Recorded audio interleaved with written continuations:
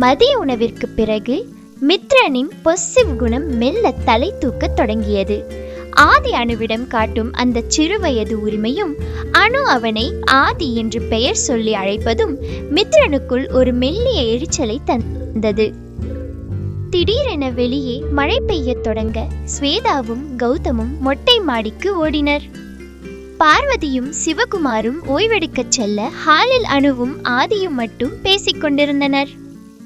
ஆதி உற்சாகமாக, அணு, உனக்கு ஞாபகம் இருக்கா, சின்ன வயசுல மழை பெஞ்சா நாம 2 பேரும் அந்த தோட்டத்துல ஓடி பிடிச்சு விளையாடுவோம். இப்போ அந்த தோட்டம் அப்படியே தான் இருக்கு, ஆனா நீதான் இல்லை என்று கூறி அணுவின் கையை எதேச்சையாக பற்றினான்.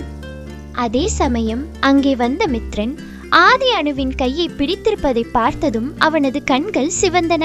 நேராக வந்தவன் அணுவின் கையை ஆதியிடமிருந்து விடுவித்து அவளை தன் பக்கம் இழுத்து அணைத்துக் கொண்டான். ஆதி, அனு இப்போ ஒரு பெரிய பிசினஸ் மேனோட மனைவி. அவளுக்கு அந்த பழைய தோட்டத்து நினைவுகளை விட இந்த வீட்டு பொறுப்புகள் அதிகமா இருக்கு. அதனால அவளோட கையை பிடிச்சு நீ பழைய கதைகளை பேச வேண்டிய அவசியம் இல்லை என்று மித்ரன் வார்த்தைகளை ஒவ்வொன்றாக கடித்தபடி சொன்னான். ஆதி ஒன்றும் புரியாமல், இல்ல மித்ரன், நான் சும்மா ஒரு பாசத்துல தான் என்று இழுக்க மித்ரன் இடைமறித்து, உன் பாசம் அங்கேயே இருக்கட்டும், அணுவுக்கான பாதுகாப்பும் அன்பும் கொடுக்க எனக்கு தெரியும் என்று கூறி அணுவை அழைத்து கொண்டு அறைக்குள் சென்றான். அறைக்குள் சென்றதும் அணுவின் கண்கள் கலங்கின. ஏன் மித்ரன் இப்படி பண்றீங்க? அவன் வெறும் அப்பாவி, அவனுக்கு என்ன தெரியும் என்று அணு விம்மினாள். மித்ரன் அணுவின் கையை வலுவாக பற்றியபடி அறைக்குள் அழைத்து சென்ற அந்த நிமிடம் வீடே ஒரு நிசப்தத்தில் உறைந்தது. வெளியே பெய்து கொண்டிருந்த கனமழை ஜன்னல் கண்ணாடிகளில் மோதி ஒரு விதமான ஓசையை எழுப்பியது. அறைக்குள் நுழைந்ததும் கதவை வேகமாக தாளிட்டான் மித்ரன். அவனது மூச்சுக்காற்று ஆத்திரத்தில் சீறிக்கொண்டிருந்தது. மித்ரன், விடுங்க, எனக்கு வலிக்குது என்று அணு சினுங்கினாள். அவளை தள்ளி நின்ற மித்ரன், வலிக்குதா? அவன்கிட்ட கையை தாராளமா நீட்டி பேசிட்டு இருக்கும் போது வலிக்கலையானு?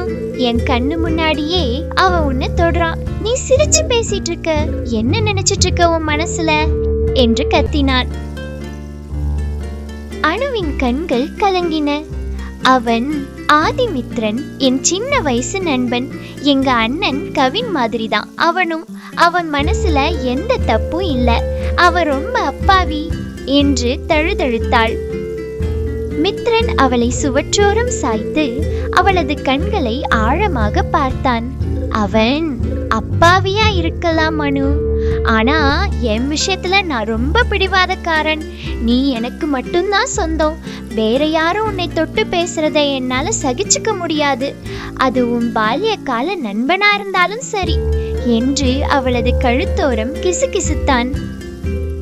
அணுவின் நிலைமை மிகவும் சங்கடமாக இருந்தது. ஒரு புறம் தன்னை உயிராக காதலிக்கும் கணவனின் பொசசிவ் குணம், மறுபுறம் தனக்காக பல தியாகங்களை செய்த நண்பன் ஆதி. இருவருக்கும் இடையில் ஒரு பாலமாக இருக்க முடியாமல் அவள் தவித்தாள். மித்ரனின் இந்த அதீத அன்பு அவளை நெகிழ வைத்தாலும் அவன் காட்டும் இந்த வேகம் அவளுக்கு ஒரு மெல்லிய பயத்தை உண்டாக்கியது. ஆதிக்கு மித்ரனின் மன ஓட்டம் புரியாமல் அவன் தன் தோழி அணுவை தேடி வந்த இடத்தில் இப்போது ஒரு அந்நியமான சூழலை உணர்ந்தான். அன்றைய இரவு அந்த வீட்டில் ஒரு மௌனமான போர் தொடங்கியது.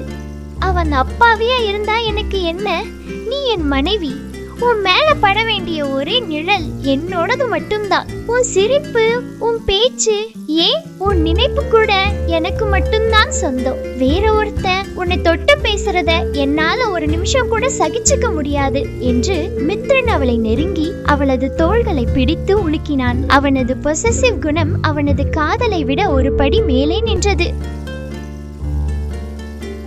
அதே சமயம் கீழே ஹாலில் ஆதி அப்படியே சிலையாக நின்றிருந்தான். அவனுக்கு எதுவும் புரியவில்லை. அவன் அணுவை ஒரு தோழியாக தன் குடும்பத்தில் ஒருத்தியாகத்தான் பார்த்தான். மித்ரனின் இந்த அதிரடி அவனுக்கு ஒரு பெரிய அதிர்ச்சியை தந்தது. மெல்ல அங்கே வந்த ஸ்வேதா, ஆதி, நீ வருத்தப்படாதே. மித்ரன் அண்ணாவுக்கு அணு அண்ணி மேல உயிர், அந்த அன்பு கொஞ்சம் அதிகமா இருக்கிறதுனால தான் இப்படி நடந்துக்கிறாரு. நீ கொஞ்ச நேரம் ஓய்வெடு என்று ஆறுதல் கூறினாள். அனு அறையின் ஒரு மூலையில் அமர்ந்து அழுது கொண்டிருந்தாள். தான் நேசிக்கும் கணவன் தன் மீது வைத்திருக்கும் அந்த அதீத காதல் இப்போது ஒரு சிறையாக மாறுவதை உணர்ந்து அவளது மனது தவித்தது. மித்ரன் சற்று யோசித்தாலும் அவனது மனதிற்குள் இன்னும் ஒரு மெல்லிய தயக்கம் இருந்தது. அப்போது அங்கே வந்த கௌதம் மித்ரனை தனியாக அழைத்து சென்றார். மித்ரனின் தோளில் கை வைத்து நிதானமாக பேசத் தொடங்கினார். மித்ரன், உனக்கு அனு மேல இருக்கிறது உயிரையே கொடுக்கிற காதல், அதுல சந்தேகமே இல்லை. ஆனா அந்த அன்பு அவளுக்கு சுதந்திரத்தை தருதா, இல்ல அவளை சுத்தி ஒரு வேலையை உருவாக்குதான்னு யோசிச்சு பாத்தியா? மித்ரன் ஏதோ சொல்ல முயல கௌதம் இடைமறித்தார். மித்ரன் உண்மையான கணவன். மனைவினா என்னன்னு தெரியுமா?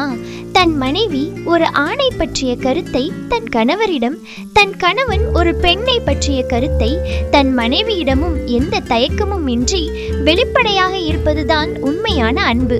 ஒருவேளை அவளுக்கு நாளைக்கு யாரோ ஒரு தெரியாத ஆண் மூலமா பிரச்சனைனா அனு எப்படி உன்கிட்ட தைரியமா சொல்லுவா? எனக்காக என் கணவர் இருக்காரு, எதையும் அவர்கிட்ட நான் சொல்லலாம் அப்படின்னு அவளுக்கு எப்படி தோணும்? இதுதான் உன் அணுமே நீ வச்சிருக்க காதலா? உன்கிட்ட கண்மூடித்தனமான காதல் மட்டும்தான் இருக்கு மித்ரன். ஆனா அந்த இடத்துல நம்பிக்கை இல்லை. ஒரு பெண்ணுக்கு எல்லாமே தன் கணவன் தான். மித்ரன் சந்தோஷம், சோகம் இதையெல்லாம் பகிர்ந்துக்கிற ஒரு டைரி, இது எல்லாமே தன் கணவன் தான். நீயே அவளுக்கு பயத்தை கொடுத்தா அவ யாரை நம்புவா என்று கௌதம் ஆணித்தரமாக கேட்டார். கௌதமின் ஒவ்வொரு வார்த்தையும் மித்ரனின் இதயத்தில் ஈட்டியாக பாய்ந்தது. இதுவரைதான் செய்தது அன்பு என்று நினைத்த மித்ரனுக்கு அது அணுவின் சுதந்திரத்தை பறிக்கும் செயல் என்பது இப்போதுதான் புரிந்தது. அங்கே நின்றிருந்த அணுவின் தம்பி கவின் தன் அக்காவுக்காக கண்களில் கலக்கத்து முடியாதபடியுடன் நின்றிருந்தான். மித்ரன் மெல்ல திரும்பி அணுவை பார்த்தான். அவள் ஜன்னல் வழியே மழையை பார்த்து கொண்டிருந்தாள். ஆனால் அவள் கண்கள் எதையோ தேடுவது போல் இருந்தது. மித்ரன் மெல்ல அணுவின் அருகில் சென்றான். அணு என்று அழைத்தவன் அவள் கையை பிடித்து, கௌதம் சொன்னதுதான் உண்மை. உன் டைரியா நான் இருக்கணும்னு ஆசைப்பட்டேன். ஆனா அந்த டைரிய நீ திறக்கவே நான் பூட்டு போட்டு வச்சிருக்கேன். இனிமே அப்படி இருக்காது.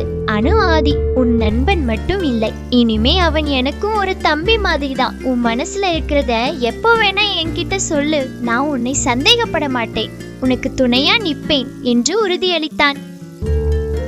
அணுவின் முகம் இப்போதுதான் மலர்ந்தது. கவின் ஓடி வந்து தன் அக்காவை கட்டி கொண்டான். ஸ்வேதாவும் கௌதமும் ஒருவரை ஒருவர் பார்த்து புன்னகைத்து கொண்டனர். மித்ரனின் பொசிவ் குணம் இப்போது ஒரு அழகான புரிதலாக மாறியிருந்தது. மழைக்காலத்தின் ஒரு மாலை பொழுது அது. ஜன்னல் வழியே சாரல் மழை உள்ளே வர அணு சூடாக காஃபி தயாரித்து எடுத்துக்கொண்டு பால்கனிக்கு வந்தாள். அங்கே மித்ரன் தனது மடிக்கணினியில் ஏதோ வேலை செய்து கொண்டிருந்தான். அணு மெல்ல காப்பியை அவனிடம் நீட்ட அவன் அவளது கையை பிடித்து தன் அருகில் அமர வைத்தான். வேலை அதிகமாக இருக்கிறதா மித்ரன் என்று அணு அக்கறையுடன் கேட்டாள். மித்ரன் வேலையை ஒதுக்கி வைத்துவிட்டு அவளது தோளில் சாய்ந்து கொண்டான்.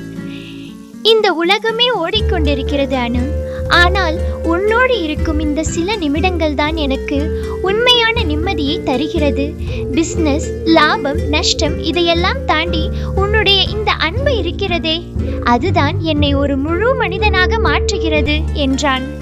அணு சிரித்துக்கொண்டே, நீங்களும் இப்போது கவிதை பேச ஆரம்பித்து விட்டீர்கள் என்றாள். இன்று இரவு மித்ரன் அணுவிடம் ஒரு ரகசியத்தை பகிர்ந்து கொண்டான். அணு, நான் சிறு வயதில் ஒரு இசைப்பள்ளியில் சேர ஆசைப்பட்டேன். ஆனால் என் குடும்ப தொழில் காரணமாக என்னால் அதை தொடர முடியாமல் போய்விட்டது என்றான். இதை கேட்ட அணுவிற்கு ஒரு யோசனை தோன்றியது. அடுத்த நாள் அவள் யாருக்கும் தெரியாமல் ஒரு பழைய பியானோவை வாங்கி அதை தோட்டத்தின் நடுவில் இருந்த ஒரு சிறிய அறைக்குள் வைத்தாள். மித்ரன் மாலையில் அலுவலகத்திலிருந்து வந்தபோது அந்த அறையிலிருந்து ஒரு மெல்லிய இசை ஒலிப்பதை கேட்டு வியப்படைந்தான். அவன் உள்ளே சென்றபோது அனு அங்கே மெழுகுவர்த்தி வெளிச்சத்தில் நின்று கொண்டிருந்தாள். மித்ரன், உங்கள் ஆசையை ஏன் நீங்கள் தியாகம் செய்ய வேண்டும்? இனி இங்கே நீங்கள் உங்கள் இசையை தொடரலாம் என்றாள். மித்ரன் நெகிழ்ந்து போனான். பல வருடங்களாக தூங்கிக் கொண்டிருந்த அவனது கலை தாகத்தை அனு மீண்டும் உயிர்ப்பித்தாள். அவன் பியானோவில் விரல்களை ஓடவிட அந்த அறை முழுவதும் ஒரு காதலின் ராகம் பரவியது. அனுவின் தம்பி கவின் இப்போது நன்றாக நடக்கத் தொடங்கியிருந்தான். அவன் தன் படிப்பில் கவனம் செலுத்தி அக்காவுக்கும் மாமாவுக்கும் பெருமை சேர்க்க வேண்டும் என்று உழைத்தான். மித்ரன் கவினை தன் தம்பியாகவே கருதி அவனுக்கு தேவையான அனைத்து வசதிகளையும் செய்து கொடுத்தான். மித்ரனின் அறையிலிருந்து அனு சிரிப்புடன் வெளியே வந்ததை பார்த்த ஆதிக்கு ஒரு புறம் நிம்மதியாக இருந்தாலும் மறுபுறம்தான் அங்கே ஒரு அந்நியனாகிவிட்டோமோ என்ற உணர்வு மேலோங்கியது. ஸ்வேதா ஆறுதல் சொன்னாலும் அவன் தன் மனதிற்குள் இருந்த அந்த பழைய அணுவை தேடினான். ஆனால் இப்போது அவள் மித்ரனின் அணு. அன்று இரவு ஆதிக்கு தூக்கம் வரவில்லை. அந்த பழைய தோட்டத்திற்கு சென்றான். அங்கே மழை நின்றிருந்தாலும் மரங்களிலிருந்து நீர் சொட்டி கொண்டிருந்தது. அவன் கையில் அனுவின் தம்பி கவின் கொடுத்த ஒரு பழைய புகைப்படம் இருந்தது. அதில் சிறுவயது அனுவும் ஆதியும் அந்த தோட்டத்தில் விளையாடி கொண்டிருந்தனர். ஆதி தனக்குள் பேசிக்கொண்டான். அனு, உனக்கு நான் ஒரு நல்ல நண்பனா இருக்கலாம். ஆனா இந்த வீட்டுக்கு நான் யாரு? என் பாசம் மித்ரனுக்கு பயத்தை கொடுக்குதுன்னா அந்த பாசம் உனக்கு ஒரு சுமையா இருக்க கூடாது. அடுத்த நாள் காலை ஆதி கிளம்ப தயாரானான். அவன் அனுவிடம், அனு, நான் ஊருக்கு கிளம்புறேன், வயல்ல கொஞ்சம் வேலை இருக்கு என்று பொய் சொன்னான். அனுவின் கண்கள் கலங்கின. ஏன் ஆதி, இப்பதானே வந்த, இன்னும் கொஞ்ச நாள் இருக்கலாம்ல என்றாள். அப்போது அங்கே வந்த மித்ரன் ஆதியின் கையை பிடித்து தடுத்தான். ஆதி, நேத்து நான் நடந்துகிட்டது தப்புதான். அதுக்காக நீ போகணும்னு அவசியம் இல்லை. இது உன் அணுவோட வீடு மட்டும் இல்ல, உன் தம்பியோட வீடும் கூட என்றான். ஆதி மென்மையாக புன்னகைத்து, இல்லை மித்ரன், நான் உங்க மேல கோபத்துல கிளம்பல. அணுவோட வாழ்க்கையில ஒரு அழகான அமைதி இருக்கு. அதை நான் தூரத்துல இருந்து பார்த்து சந்தோஷப்படணும்னு நினைக்கிறேன். அது மட்டும் இல்லாம எனக்கும் ஒரு லட்சியம் இருக்கு மித்ரன். நான் ஒரு அனாதை இல்லம் நடத்தணும்னு ஆசைப்படுறேன். அதுக்காக உழைக்க போறேன் என்றான். ஆதியின் இந்த முதிர்ச்சியான முடிவு அனைவரையும் நெகிழ வைத்தது. அவன் கிளம்பும் போது அணுவின் தலையில் கை வைத்து, எப்போதும் இதே சிரிப்போட இரு அணு, உனக்கு ஏதாவது ஒரு கஷ்டம்னா இந்த ஆதி வருவான் என்று கூறி விடை பெற்றான். அன்று காலை வீடே ஒரு விதமான இறுக்கத்தில் இருந்தது. டைனிங் டேபிளில் அமர்ந்திருந்த சிவகுமார் முகத்தில் ஒரு விதமான அதிருப்தி தெரிந்தது. அனு ஒரு தட்டில் இட்லிகளை எடுத்து கொண்டு வந்து பரிமாறினாள். அவளது கைகள் லேசாக நடுங்கி. அப்பா, அனு இன்னையில இருந்து என் கூட ஆபீஸ்க்கு வரா. இன்னைக்கு ஒரு முக்கியமான மீட்டிங் இருக்கு என்று மித்ரன் அமைதியாக சொன்னான். சிவகுமார் தன் கையில் இருந்த நியூஸ் பேப்பரை மடக்கி மேஜை மீது வைத்தார். மித்ரன், நான் நேத்தே சொல்லிட்டேன், நம்ம குடும்பத்துல இதுவரைக்கும் எந்த பெண்ணும் வீட்டு வாசலை தாண்டி வேலைக்கு போனது கிடையாது. அணுவுக்கு என்ன குறை? அவளுக்கு தேவையானதை நீ செய்யலையா? இல்ல இந்த வீட்ல அவளுக்கு வசதி கம்மியா இருக்கா என்று அதிகாரமாக பேசினார். அணு எதற்கோ பதில் சொல்ல முயல. பார்வதி குறுக்கிட்டாள்.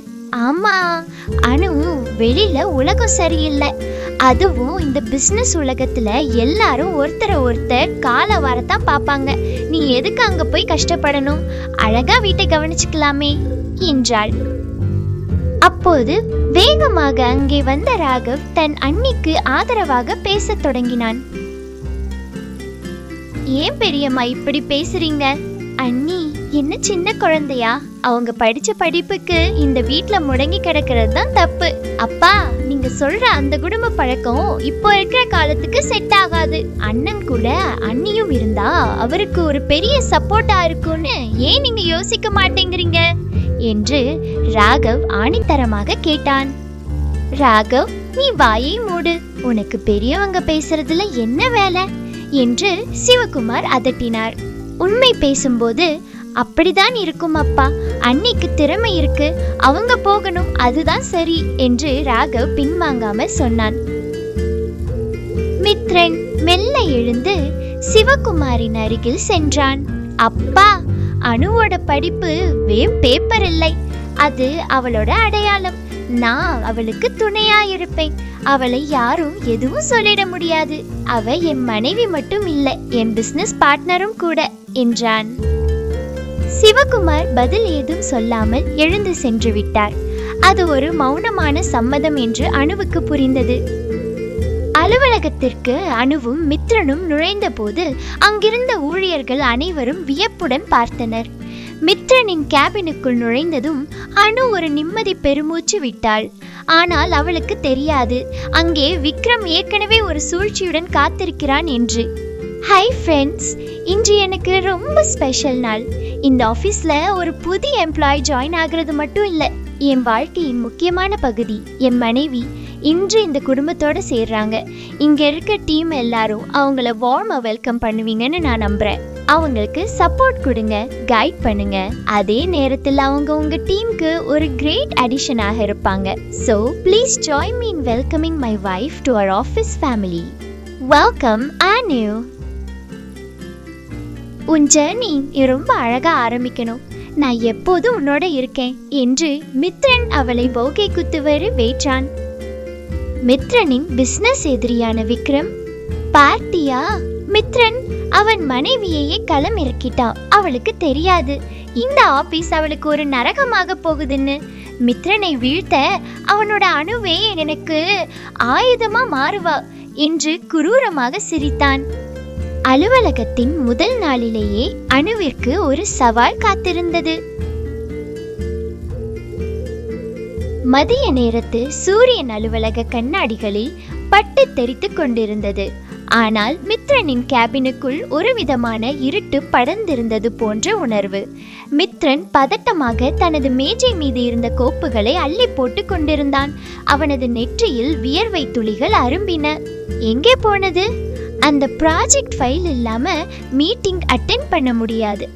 அனு என்று கத்தினான் மித்ரன். அவன் குரலில் இயலாமையும் ஆத்திரமும் கலந்திருந்தது. அனு அமைதியாக அவனை பார்த்து கொண்டிருந்தாள். அந்த அறையின் கதவு மெல்ல திறக்க விக்ரம் கைகளை தட்டியபடி உள்ளே வந்தான்.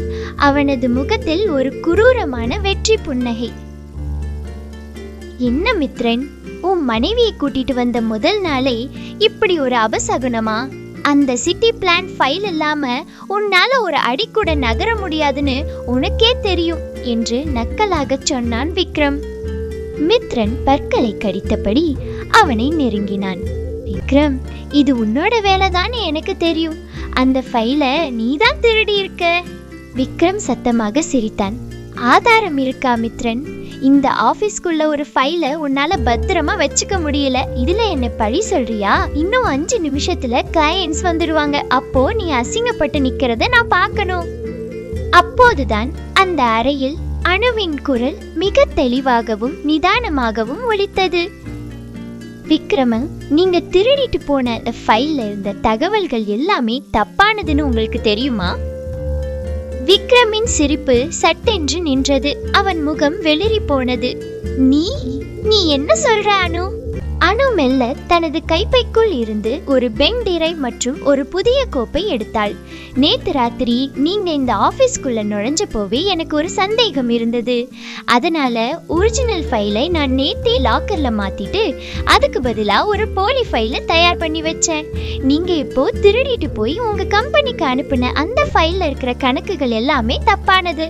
அதை வச்சு நீங்க பிசினஸ் பண்ணினா உங்க கம்பெனிக்கு தான் நஷ்டம் வரும் என்று அமைதியாக சொல்லிவிட்டு மித்ரனை பார்த்து புன்னகைத்தாள். விக்ரம் அதிர்ச்சியில் உறைந்து நின்றான். ஒரு பெண்ணிடம், அதுவும் அலுவலகத்திற்கு வந்த முதல் நாளிலேயே அணுவிடம்தான் தோற்று போனதை அவனால் ஜீரணிக்க முடியவில்லை.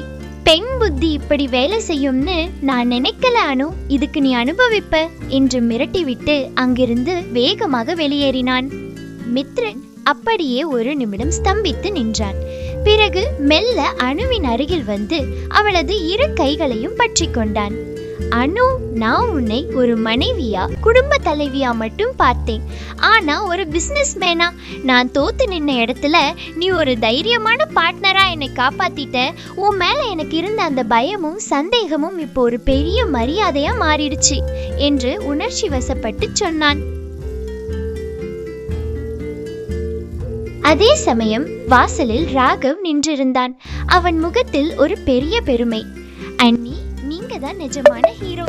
அப்பா கிட்ட இத போய் சொல்லும் போது அவர் முகத்தை பார்க்கணுமே என்று உற்சாகமாக கத்தினான்.